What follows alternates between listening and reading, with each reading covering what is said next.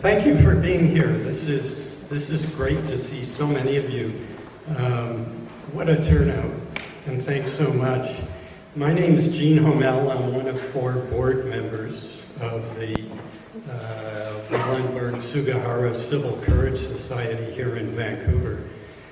This is, as you know, an annual commemoration for Raoul Wallenberg, who was such a hero during World War II, and in his honor, many nations around the world have made him an honorary citizen.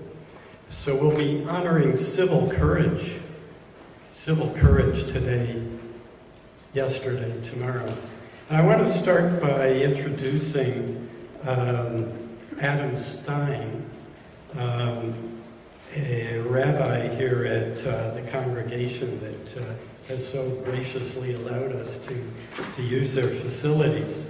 Adam, and then I'll be back to welcome you shortly and introduce our speakers for the day.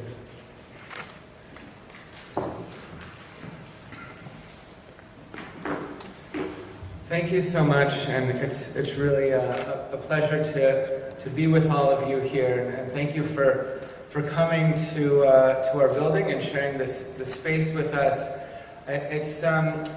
I'm really inspired to hear, as I was hearing in the past few weeks about, I know this event has been annual and many times I remember just last year, in our sanctuary. And as I saw the speakers and film that we have here today, as we get the chance to learn about the Norwegian policemen and the famous saving of the Denmark Jewish community. I think just a few months ago, Kristallnacht, we heard from someone, I think a museum curator in Denmark, and who was telling us that story. These stories, like Wallenberg and Sugihara, whom we honor, and the Norwegians and Danish people, these stories of civil courage are just so important. In the Jewish community around the world, we've been sort of sitting in a state of shock and grief now for over 100 days since October 7th, and the world has watched as really terrible war has gone on in Israel and Gaza, and so many lives lost on both sides, and it's been spreading to other parts of the Middle East. And for so many in the Jewish community, it's almost like it's always October 7th. And I think maybe like Wallenberg and Sugihara and the Danish and Norwegian stories that we'll hear today, some of the only bits of hope or positivity that we get from what's going on in Israel and Gaza now, when we look back on October 7th, that just still sits with us, are once again the stories of people saving other people. A 60-something, 70-something-year-old Israeli general, commander who, when others were not doing what they should have done to help save, he drove all the way down to the kibbutz where his family was and helped save them. Bedouin Muslim family, people who were taken hostage, and the Bedouin community mourning for them and hoping for them to be released. People of all walks of life, people at that music festival, of all different stripes who were gathering just to have a music festival of peace and love, and now mourning their friends who were lost. And so today we get the opportunity to think on the past, but really to celebrate those Wallenberg, Sugihara, and those in the Danish and Norwegian community who put their lives at risk to save others. A really wonderful opportunity to be here with all of you, and again, welcome. Civil courage, what is it? We honor civil courage today and once a year on Wallenberg Day. Civil courage is any act designed to help people under threat, but to help without expecting any remuneration or reward. Civil courage means personal risk or sacrifice while trying to improve or save the lives of people who are enduring threats from others in their society, and even in more peaceable society, thankfully Canada, lacking the threats of Nazi Germany or of Soviet communism. Those who help others, despite personal risk, show that they are following in the tracks of models like Raoul Wallenberg and Jenny Sugihara. These two diplomats from Sweden and Japan, respectively, and others such as Sousa Mendes from Portugal and many others during wartime, helped refugees fleeing Nazi Germany and its collaborators during World War II, at risk to themselves and to their career. Just a word about these two gentlemen for those who are not familiar with their story. Raoul Wallenberg was a Swedish architect, business person, and diplomat who was assigned by Sweden in 1944 to be a special envoy to Hungary. In the summer of 1944, as Hungary was the last major area of Jewish population to be subject to mass deportation for murder.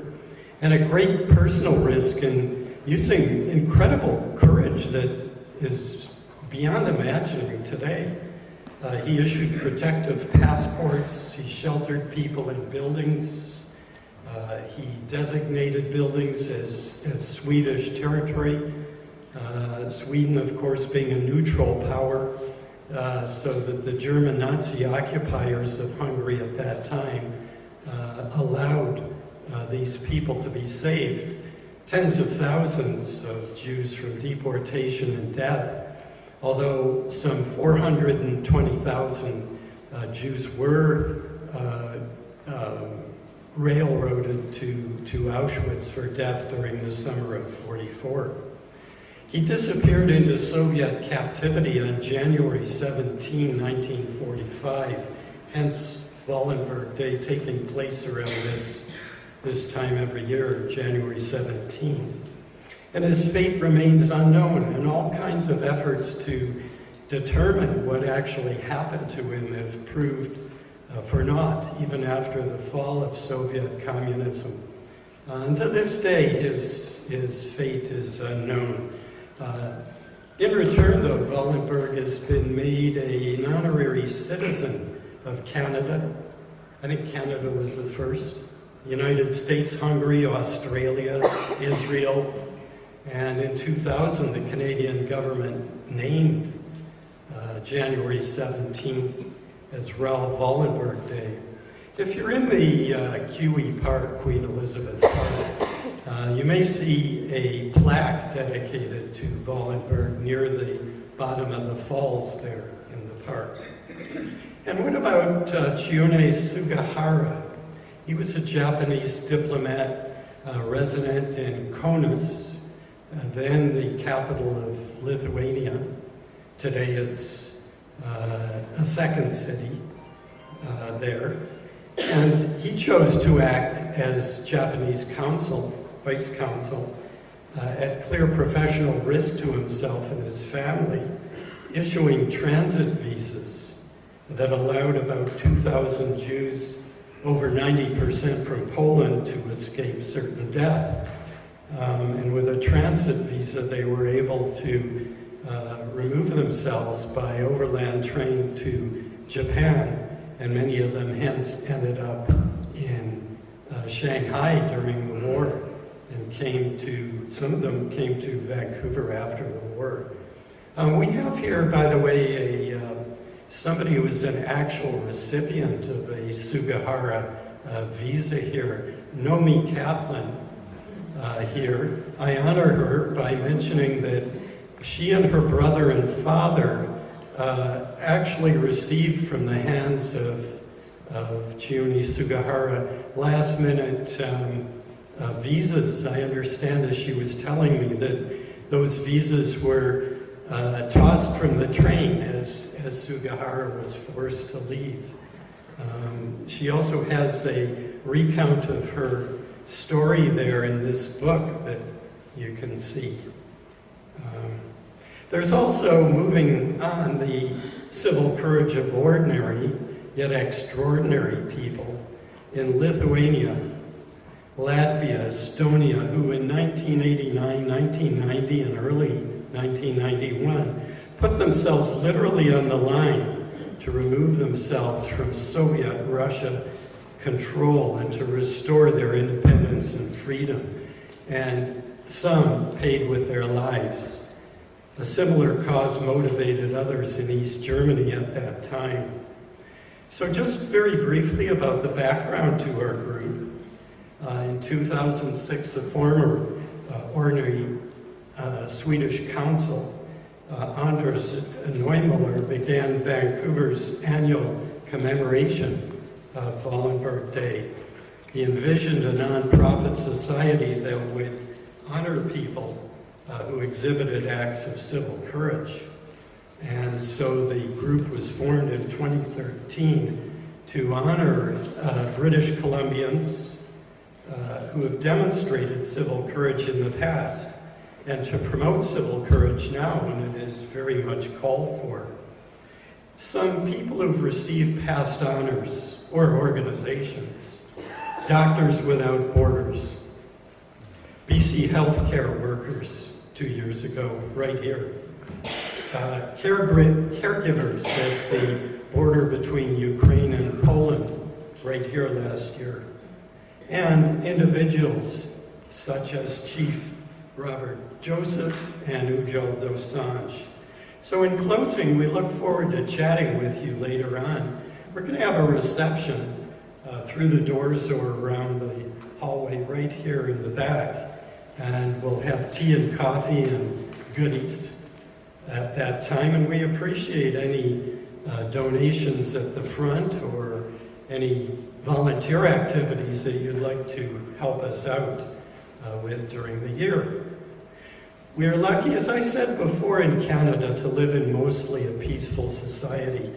But today I can't help thinking about the many victims at this time. The victims of Russia's brutal attack on Ukraine, and the victims, all the victims of the war between Israel and Hamas. And I'll close with the words of a hero of mine, Albert Camus, philosopher, writer, who was very active in the French resistance during World War II, and wrote an essay headlined in the words, "Neither victims nor executioners." Now, I would like to first, moving along, welcome our City Councilor, Pete Fry, who will present the annual proclamation for Wallenberg Day, say a few words, and then we'll go on to our next featured speaker, Pete. Thanks for being here. Thanks, Gene.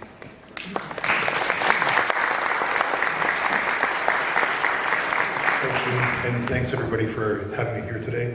Thank you, Rabbi, for allowing us into this beautiful house. And I want to acknowledge with gratitude and humility that we are here on the unceded and traditional territory of the Musqueam, the Squamish, and the Tsleil-Waututh people. Well, good afternoon. My name is Pete Fry, and it is my honor to join you here today, in particular to present this 2024 Raoul Wallenberg Day proclamation. Raoul Wallenberg remains an example to all of us of courage against abuse of justice and the power of the individual to stand up for what is right.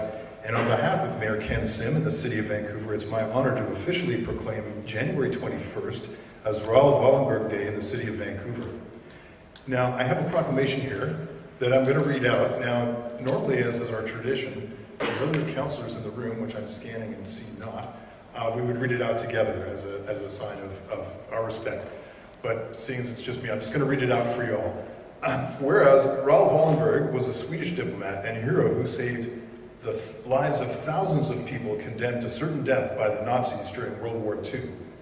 And whereas Raoul Wallenberg was taken into quote-unquote protective custody by the Soviet Union on January 17, 1945 in Hungary, never to be heard of again.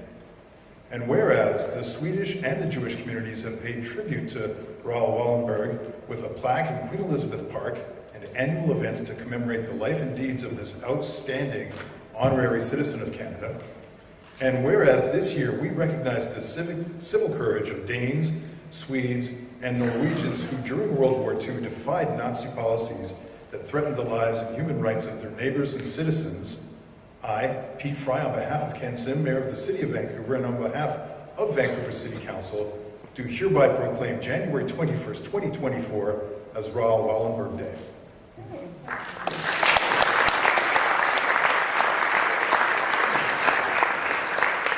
Now, I have a couple of prepared notes here from the city. So I'll start. It is wonderful to see so many Vancouverites here gathered to remember Raoul Wallenberg and this terrible period of history where democracy was so badly shaken. This day is a reminder to us all of our individual duty to stand up for what we know is in our heart is right, and to look after all those for whom equity is being denied, just like Raoul Wallenberg and the many Danes, Swedes, and Norwegians who during World War II defied the Nazi policies that threatened the lives and human rights of their Jewish neighbors. Unfortunately, despite our city's reputation as a tolerant city, a city of tolerance and diversity, we can't ignore the disturbing resurgence of anti-Semitism, of hatred and intolerance in Vancouver and around the world since October 7th. The Vancouver Police Department investigated 265 hate crimes in 2023, a 31% increase from the previous year. Of those hate crime statistics, reports of anti-Semitism have increased 62% from the previous year, and of the 47 anti-Semitic hate incidents reported to VPD in 2023, 33 occurred after October 7th. These numbers are sobering and unacceptable. We must remember the lessons of history and act in the spirit of individuals like Raoul Wallenberg to exemplify courage in the face of intolerance.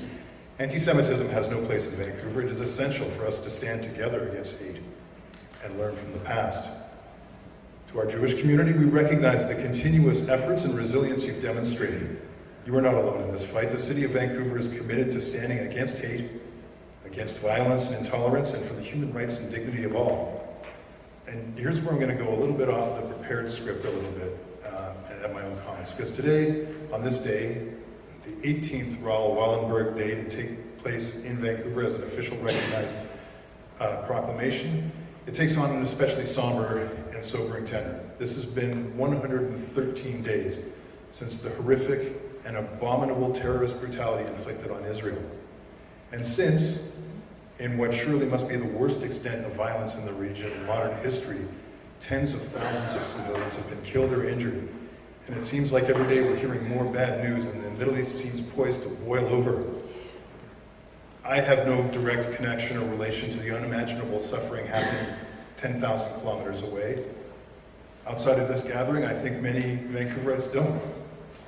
But we hear the pain, we hear the suffering, we hear the anger and the deep despair of our neighbors abroad, our neighbors here in Vancouver, our neighbors here in this room.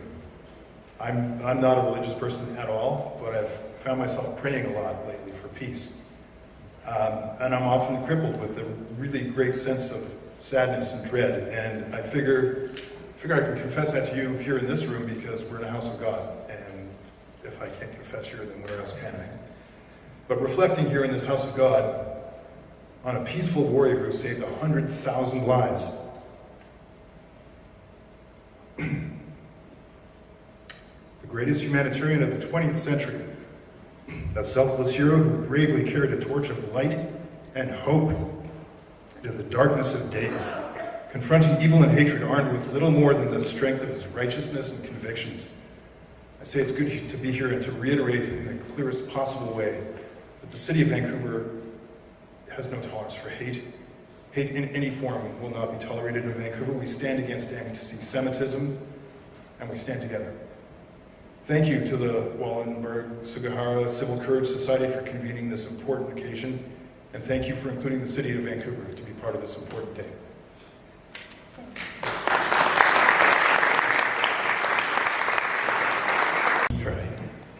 I'd like to introduce our first featured speaker here. Tor Jørgensen. I'd like to start with a little story that's personal to me about that topic of the Norwegian policeman who acted so selflessly during World War II and helped many others. The story is about a Vancouver woman no longer with us called Jenny Lifshitz, later Jenny Mines, and in the last remaining decades of her life, Jenny Phillips of Vancouver, who was affiliated at times with the Parrots Schule. She was captured and kept in Stutthof, a death camp and concentration camp in northern Poland, for some time. And near the end of the war, when the German Nazi forces rounded up the remaining people still alive in Stutthof and put them on barges in the waning days of the war to ship them off to Germany from Poland through the Baltic Sea. She was on that barge along with many others. And during the barge evacuation for about 10 days, she remembers the Norwegian policemen. She thought they might have been sailors, mistakenly. They were policemen. And she remembers a couple of incidents during that barge trip with no food or water for so long. At that time, some of the Norwegian policemen offered her a kind of a vitamin concoction, a kind of paste or something like that, that she should put some on the end of her finger and put it in her mouth each day, and that would keep her alive. And it did. She also remembers some of the Norwegian policemen standing up on the barges near the coast of Germany, Neustadt, holding their coats like this to allow the breeze to bring them towards shore and to lessen the suffering of people there. So I'd like to introduce Tor Jørgensen. He's compiled a book about these Norwegian policemen, a forgotten aspect of our history until recently. It's called Stutthof Diaries Collection.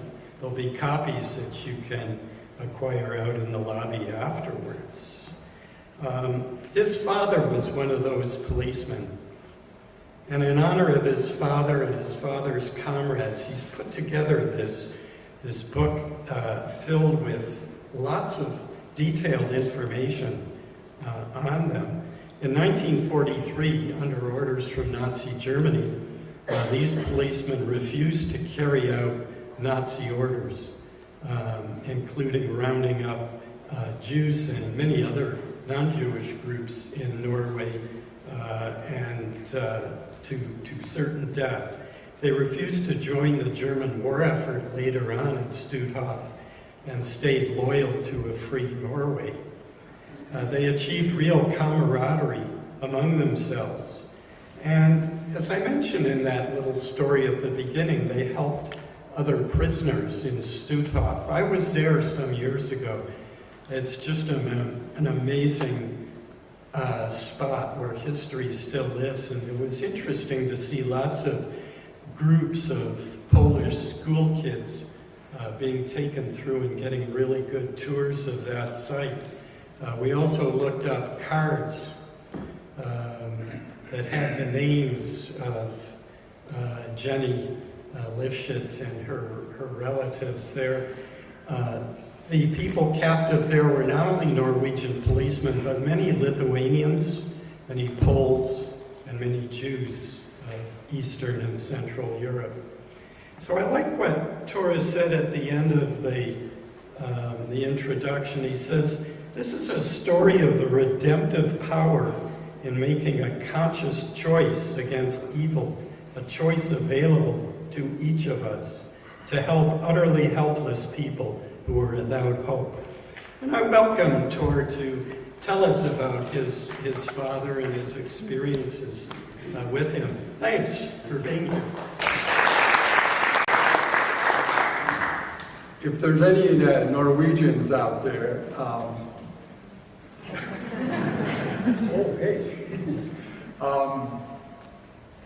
my name is Tore Jørgensen. I would like to thank Jean Homel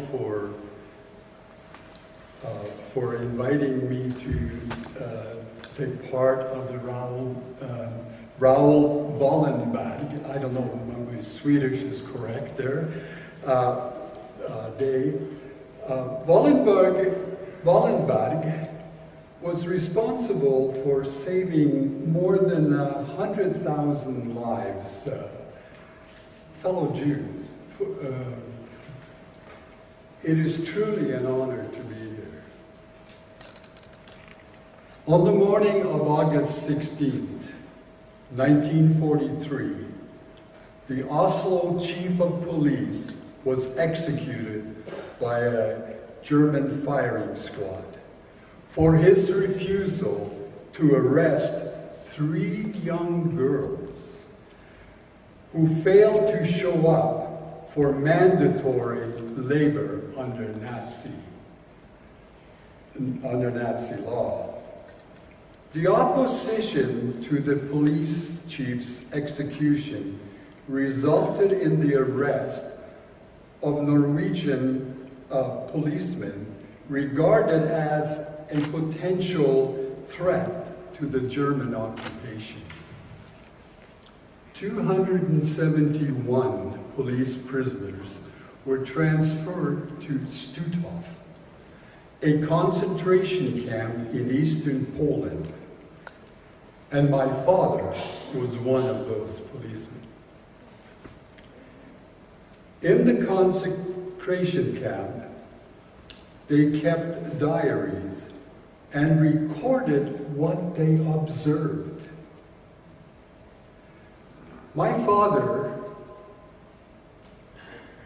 after the war, suffered from post-traumatic stress disorder and would have nothing to do with explaining situations, dialogues. But he had constant nightmares. He refused to talk about his experience in the camp. On one particular incident, I remember, it was probably in the 60s, early 60s, when my father had a reoccurring nightmare, which caused my brother, sister, and myself to ask, why was our father screaming? It was then my mother took us apart to explain to us why my father was screaming. It was the fall of 1944. And my father was forced to work on expanding the Stutthof camp to accommodate another 30 to 35,000 new arrivals. Now, the local farmers in the area would regularly pick out eligible workers on the farms, and they would go to the barrack, the Jewish barrack, the Jewish barracks, and pick out workers, especially the women barracks. The farmer would force the women to work with little food until they were exhausted and lifeless. The farmers would then march the women to the gas chamber and pick out a new crop of women from the barracks. On this occasion, my father was involved in laying the foundation of the expansion of the Stutthof camp.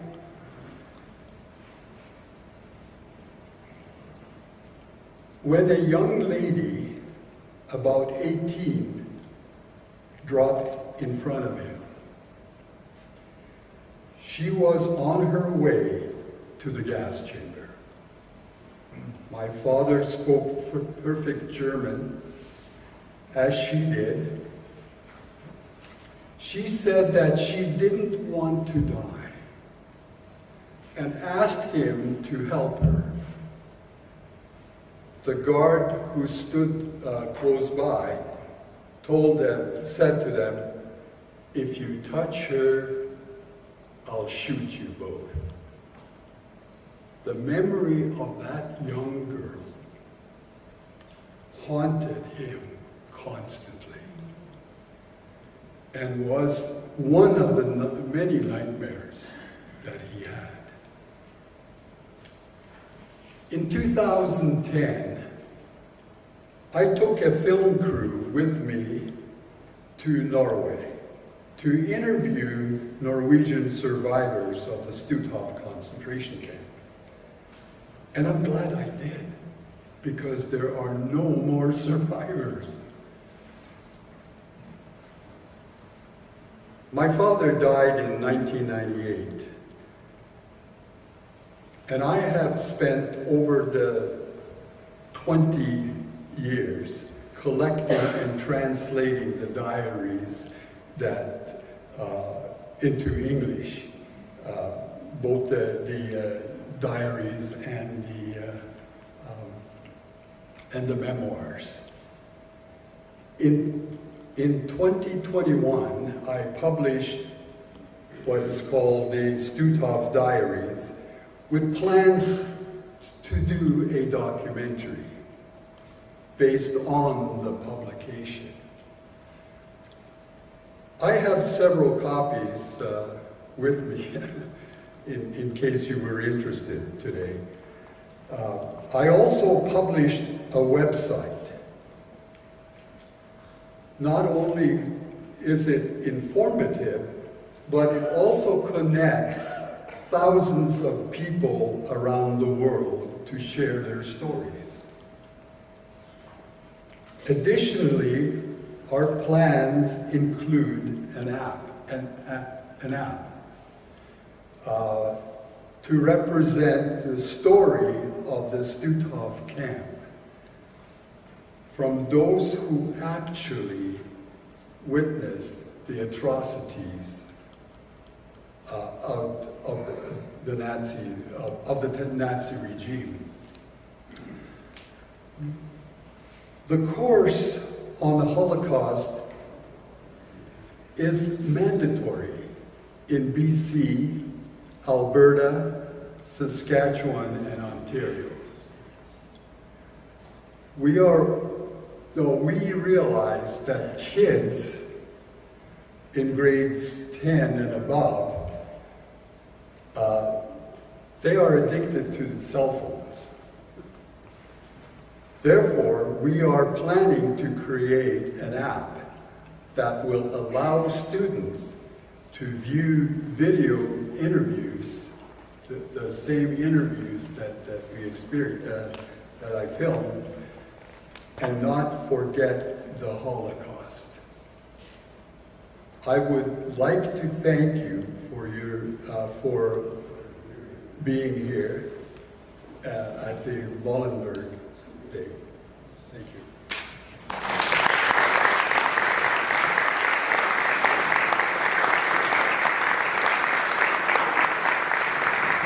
Thank you, Tor, or as we say in Norway, Tura. Tura or Tor? I'd like to move on to our next speaker, Norman Gladstone. You may know him as a longtime, very active volunteer with the Vancouver Holocaust Education Center. He's also known to my delight, as a wine importer and marketer. So therefore, I hope to become much more friendly with Norman in the next little while, and hope for some samples. Norman will speak about Denmark. You probably know that in late 1943, as we'll see in the film shortly, thousands of Christian Danes risked themselves cooperating in a very dramatic, swift, literally overnight secret rescue of their Jewish countrymen in Denmark. The Jews who faced certain deportation and death at the hands of the Nazis were transported across the water to neutral Sweden. And when they returned, they found that their homes, even their pets, and their properties were left intact. And the reason for that, according to the author Bo Lindegaard, a Danish journalist and historian, is that the Jews in Denmark were regarded as countrymen. There was no sense of separation of people in Denmark by faith. They were simply countrymen who had a different faith and deserved the kind of respect and dignity that Denmark was well known for then, and to this day. And we also have to salute Sweden, because Sweden, by previous arrangement, previous knowledge, welcomed and set up facilities to accommodate these 7,000 or more Danish Jews who were rescued to Sweden at that time in late 1943. So Norman's made a good study of this, I understand. He also has a degree in history from UBC, and I welcome Norman to the stage.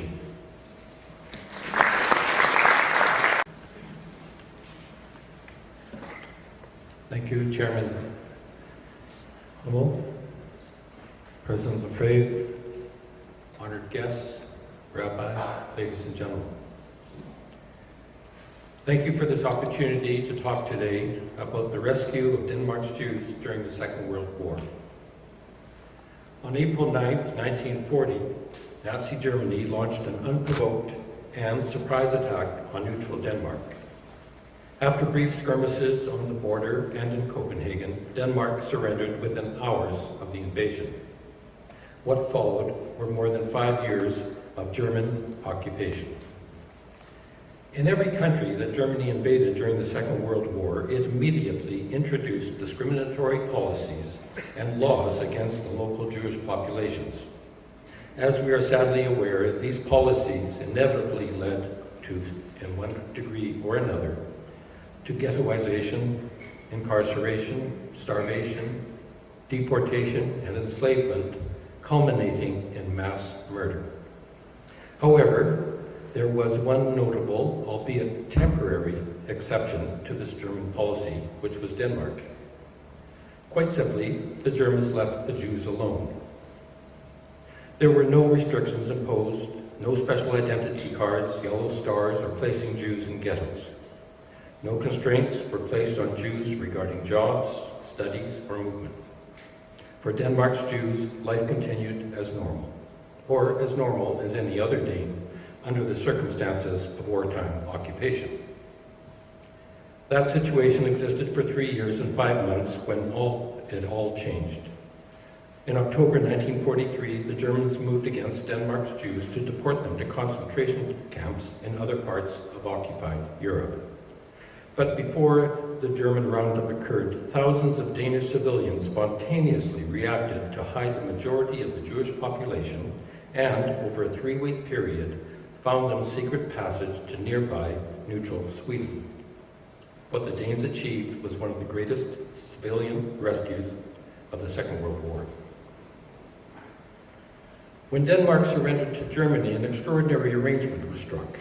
The Germans honored Danish political independence and the royal house in exchange for Danish cooperation. That also meant leaving the Danish army and police intact. While most Danes shared common feelings of anxiety and fear in those early days of occupation, the Danish Jews felt particularly vulnerable. Jewish community leaders advised all members to stay calm and trust the Danish government. This trust was based on confidence in the country's institutions to protect its Jewish citizens as it had done for many, many years. Of course, we have to wonder why the Danish Jews were left in peace. There's a two-part answer to this question. One is racial and the other is economic. There was the overarching Nazi racial politics that embraced Danes as fellow Aryans and accorded them a privileged status in the greater German realm. In the early years of occupation, this fraternal feeling manifested itself by a relatively benign occupation to showcase a model protectorate. Denmark was to be the shining example of how wonderful life would be as a self-governing province of a greater Germany. On the economic side of the equation, the Germans were obsessed with the idea that nothing should be done to upset the status quo, lest the flow of Danish goods to Germany be endangered. Agricultural products from Denmark represented a full 10% of Germany's needs. Denmark, with a highly educated and exceptionally skilled workforce, produced precision-engineered goods and instruments which were in high demand by the Germans. Therefore, the German thinking was that any immediate action against the relatively small Jewish population could wait, an inconsequential price to pay to maintain cordial relations and cooperation with the Jews, with Denmark. The Jews could always be dealt with later. The German Aryan affection bestowed upon the Danes was never reciprocated in kind. Throughout the occupation, Danes exhibited their contempt for the occupier. While there was no active underground military resistance in the early years of the occupation, there was passive resistance. The Danes perfected the art of den kolde skulder, the cold shoulder, which dictated no Dane should be friendly, let alone fraternize with a German. King Christian X played a significant role in strengthening the country's morale. He left his palace on horseback at 11 o'clock every morning to ride through the streets of Copenhagen, his only guards being the citizens of the city who rode their bicycles beside him. Bolt upright in the saddle, he refused to acknowledge the salutes from the German soldiers who snapped to attention as he rode by. A myth grew from these rides that the king wore a yellow Star of David in solidarity with his Jewish subjects. This never happened because the Germans never introduced the yellow star or any other form of Jewish identification. However, there is evidence the king proposed to his ministers that if the Germans ever did introduce the star, he would wear it and encourage all Danes to do so. The occupation continued with little disturbance for nearly 3 years. Underground resistance was slow to form. Such activities centered on establishing communication and espionage links with the British and printing illegal newspapers. Worried about German reprisals, the general population shunned the resistance. The Danish government viewed the resistance as a group of troublemakers who could upset the status quo. As for the Jewish population, life went on uninterrupted. One has to wonder why a word of the final solution had not seeped into Denmark, or if it had, why the Danish Jews were not preparing to save themselves accordingly. However, the relative calm of the occupation changed decisively in the year 1943. As incredible as this sounds, a general democratic election was held in Denmark with full German approval on March 23rd. Voter turnout was 89%. The result of that election was that the 5 mainstream parties won 95% of the vote, while the Danish Nazi Party, and there was one, financially supported by the occupying Germans, was only able to muster 2%. A significant amount of the Nazi vote came from Denmark's border area with Germany, where many ethnic German Danes resided, a substantial number of whom were Nazi sympathizers. The election result was a resounding endorsement of the sitting government, democratic ideals, and indirectly a rebuff of the occupation. An unintended consequence of the general election was a sense of empowerment amongst the population and growing dissatisfaction with the policy of cooperation. Many felt that cooperation was synonymous with collaboration, with little to distinguish the two. As an aside, it is a debate that is still hotly contested in Denmark. In addition, German losses at Stalingrad in North Africa, plus the Allied invasion of Italy, which precipitated the fall of Mussolini, emboldened the Danes to act in the belief that the war's end was imminent. Spontaneous civil unrest and rioting broke out across the country. The embryonic underground resistance movements grew by both numbers and deeds. Planned acts of sabotage and strikes rocked the nation. The underground press encouraged the population to cease all cooperation with the occupier. By August 1943, the situation had deteriorated so dramatically that the alarmed Germans, under Reich Commissar Werner Best, demanded the Danish government bring order to the country and introduce the death penalty for sabotage. The Danish government refused and resigned in protest on August 28th. Best imposed martial law the next day and assumed executive powers. The Germans placed the king under house arrest and interned the remaining units of the Danish military. The fiction of the model protectorate evaporated, and with it, so did the protection of the Jews. With the state of emergency in place, Best saw an opportunity to rid Denmark of its Jews. With Berlin's backing, plans were developed to round up the Jews on the evenings of October 1st and 2nd, which was the beginning of Rosh Hashanah, the Jewish New Year. It was a time when most Jews would be found at home. The raids would be conducted by Orpo, the German order police, and the Gestapo, whose presence in Denmark was a first. In preparation for the coming action, Orpo entered Copenhagen's Jewish community office 2 weeks before and confiscated its membership files. Although Werner Best initiated the plan, he tried to distance himself from it. There is some evidence to suggest that he would have found it highly convenient if the Jews found a way to escape. It remains a mystery why he would do that, but speculation abounds. Such was the murky world of Nazi rivalries, careerists, and opportunists. The upshot was that he advised Georg Duckwitz, the Marine attaché at the German embassy in Copenhagen, of the impending roundup. On September 28th, Duckwitz, either on his own initiative or on Best's orders, revealed the plan of the imminent arrest of the Jews to the Danish Social Democratic leaders with whom he had close relations. What followed was a series of events that were astonishing for their spontaneity, speed, and decisiveness. The politicians went directly to Jewish community leaders.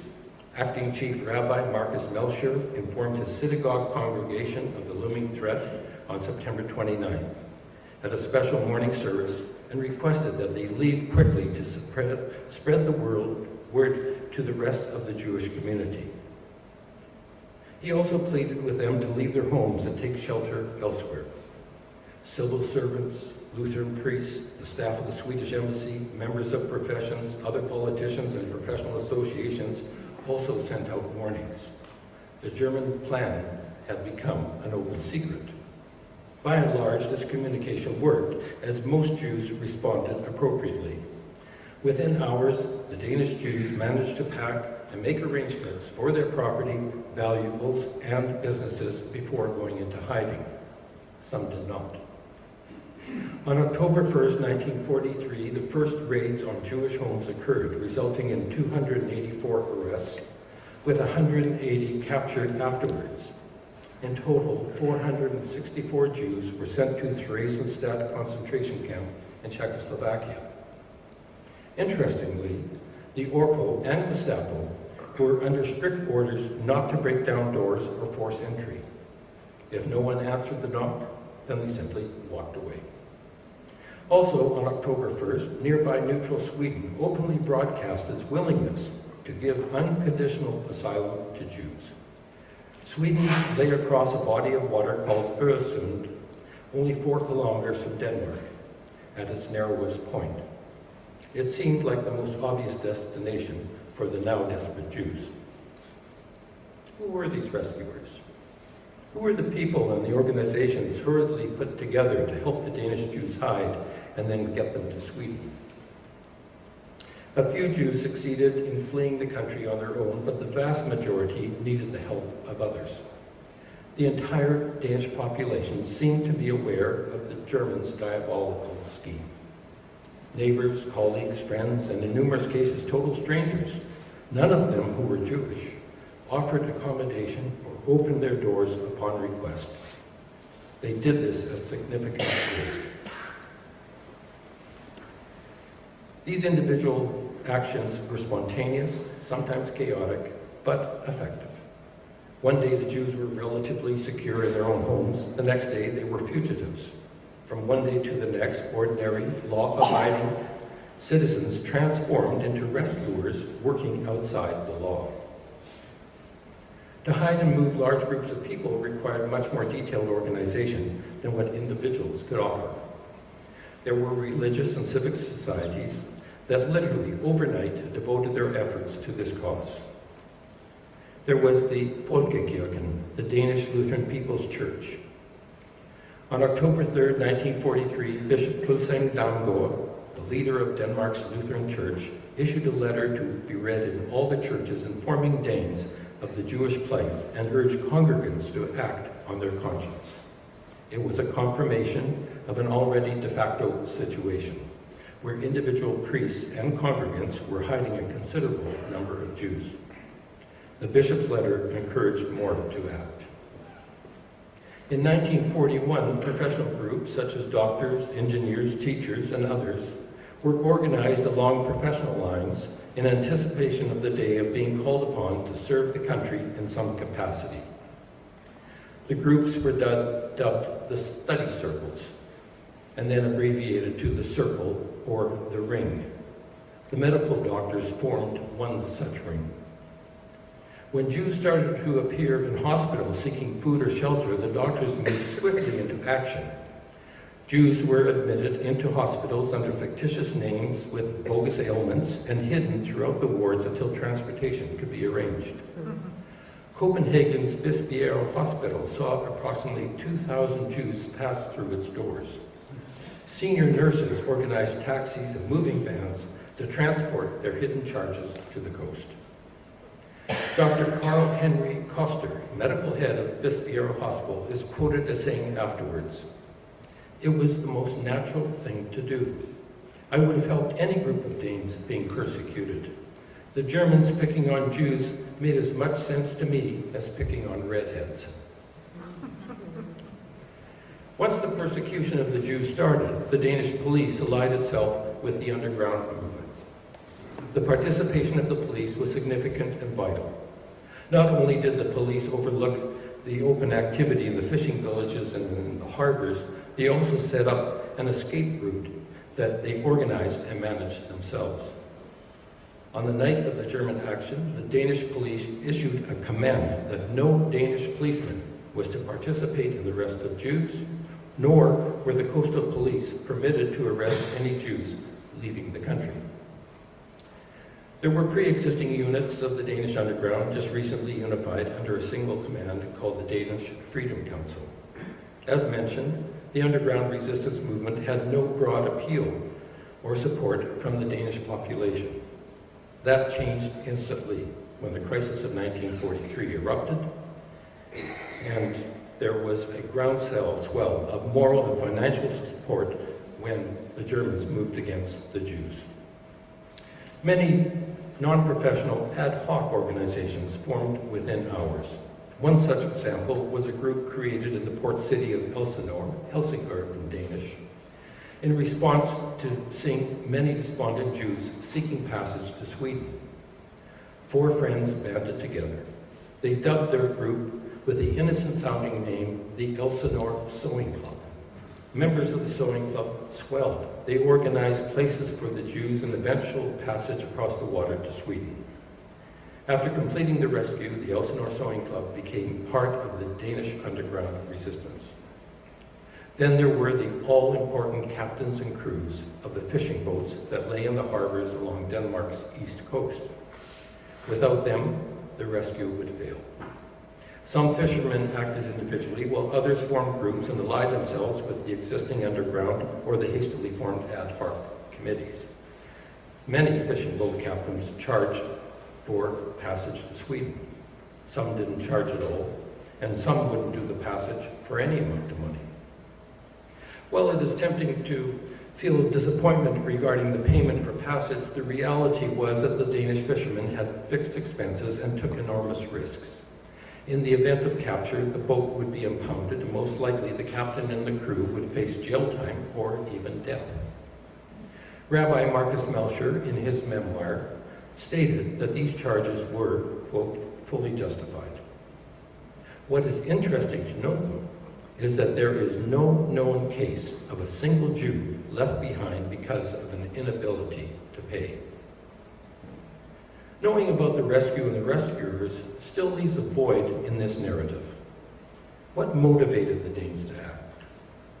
Why would a nation spontaneously rise up against the impending roundup of its Jewish population and subvert the intentions of the Nazis? After all, we're talking about a rather easygoing, modest people who were highly law-abiding and somewhat adverse to risk. Yet an estimated 10,000 Danes answered the call.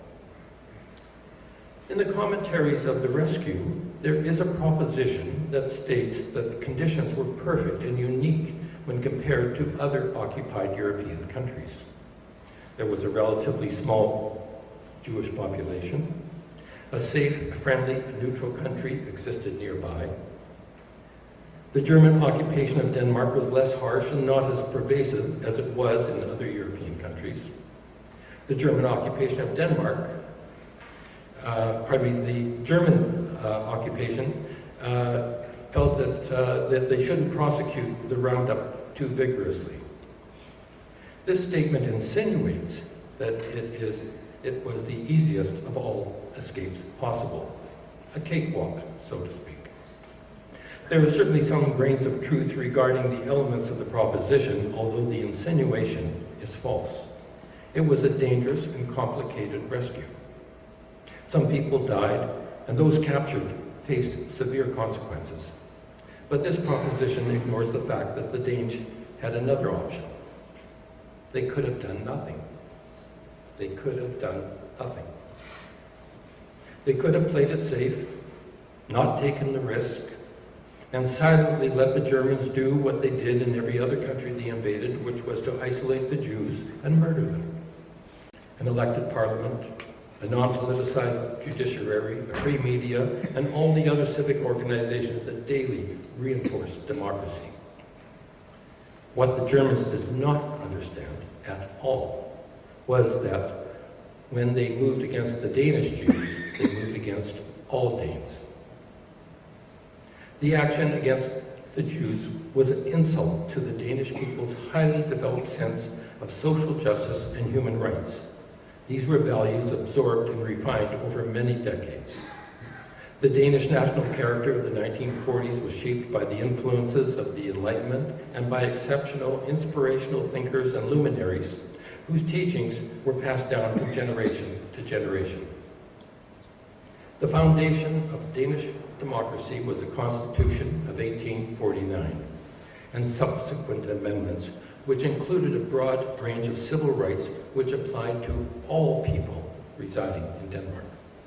However, there is more to it than that. The Jews were perceived, and this is absolutely key to understanding the rescue.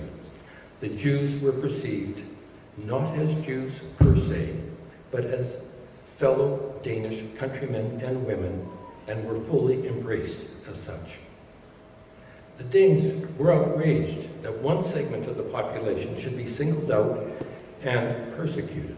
By saving the Jews, the rescuers were saving themselves. After 3.5 years of feeling impotent under the occupation, underscored by a degree of shame for surrendering so quickly, the Danes readily took up the challenge to redeem themselves by fighting back and saving their souls.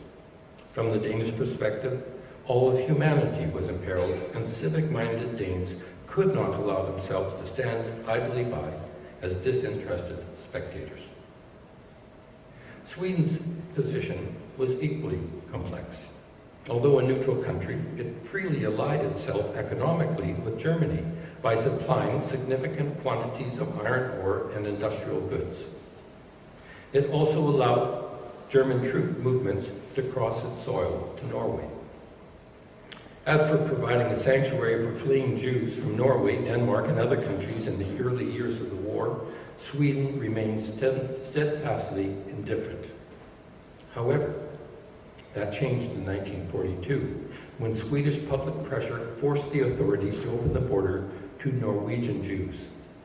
By October 1943, when the plight of the Danish Jews became known, Sweden unhesitatingly did the right thing. No longer concerned with its place in the geopolitical sphere shaped by Nazi Germany, Sweden did everything it could to assist in the rescue and generously provided shelter, jobs, schooling, and financial support to the newly arrived Danish Jews. In the end, 7,300 Danish Jews escaped to Sweden, accompanied by 686 non-Jewish spouses. But what of the 464 Jews who were transported to Theresienstadt? The Danes did not forget these unfortunate people. The Danish Civil Service and the Danish Red Cross pressed the Germans to allow delegations to visit and send parcels to the Danish prisoners. Eventually, the Germans relented. Because of Danish insistence, monitored by the Danish Red Cross, no Dane was ever transferred to a death camp from Theresienstadt, although 51 died in captivity. Further, Swedish nobleman and diplomat Count Folke Bernadotte negotiated the release of the Danish Jews in April 1945, a month before the Red Army liberated Theresienstadt. These prisoners were driven to Sweden in specially marked white buses. In the aftermath of the Holocaust, there has been an insatiable quest to try to understand this calamity in all its dimensions. Amongst many other things, the Holocaust seriously undermined all notions of civilized behavior. In the morass of this incoherence, there appears to be a need to look for heroes and tenaciously hold on to myths. Acts of courage and cowardice, humanity and inhumanity are often characterized in metaphorical terms of lightness and darkness. In such a paradigm, Denmark shines brightly, but only singularly. Perhaps we could take Leonard Cohen's words and apply them here. There is a crack in everything. That is how the light gets in. As a cautionary note, there are realities of the events of 1943 that cannot be ignored. While most Danes acted nobly and truly represented the best of the Danish national character, others betrayed those ideals. There were Danish informers, traitors, and exploiters. Some Danes took up arms for the German cause. This tells us that the Danes were real people who exhibited the entire gamut of the human condition with all its virtues and all its follies. Decidedly, there were significantly more saints than sinners. To be sure, there was anti-Semitism in Denmark, but it was contained and localized, and at no time did it ever take root or gain traction amongst the general population. What frames Denmark's reputation is the humanity and moral courage the Danes exhibited in 1943 to save fellow human beings, and the warm welcome they bestowed upon them when they returned in 1945 at the war's end. These traits of the Danish national character brought enduring honor to that country. It was a case of ordinary people doing extraordinary things under dangerous circumstances. What many Danes and Swedes do not fully appreciate is how large this story looms in Jewish consciousness. There is an eternal sense of gratitude by Jews towards Denmark and Sweden for what both countries contributed and did in the darkest days of the Holocaust. If you go to the website of Yad Vashem, the Holocaust Remembrance Center, you will find the names of and countries of origins of those designated as righteous among the nations. These are the non-Jews who took great risks to save Jews during the Holocaust. There are 28,217 names to date. From Denmark, only 22 names appear. However, if you look closer, you will see that of the 51 countries listed, only one country has an asterisk beside it, and that country is Denmark. If you go to the bottom of the page, you will find the meaning of the asterisk, and you will read the following, and I quote, "The title of righteous is awarded to individuals, not to groups. The members of the Danish resistance viewed the rescue operation as a collective act and therefore asked Yad Vashem not to recognize resistance members individually. Yad Vashem respected their request, and consequently the number of Danish righteous is relatively small. A tree was planted on the Mount of Remembrance to commemorate the Danish resistance," unquote. It has been a privilege to speak to you today. Thank you very much for your kind attention.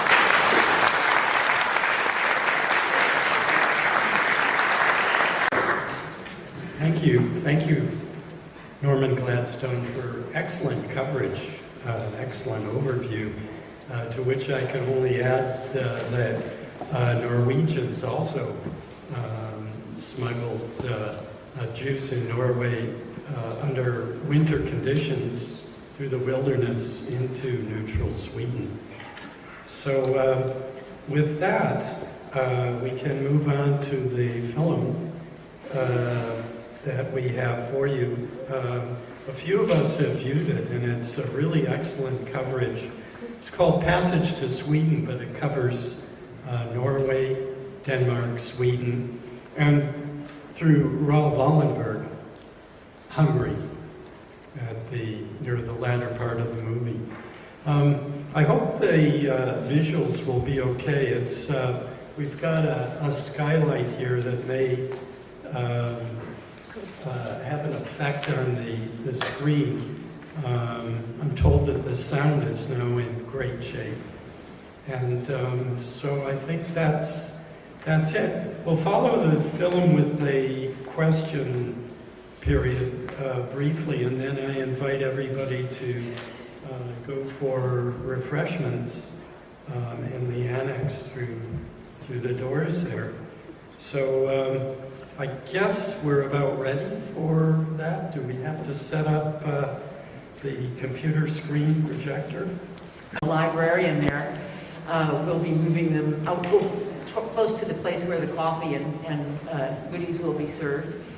And if people do have questions for either Twitter or Norman or any of the rest of us, then grab us out in the refreshment area. I think we probably all need to get up and get something to eat and drink. So thank you very much for coming and for being part of this wonderful event.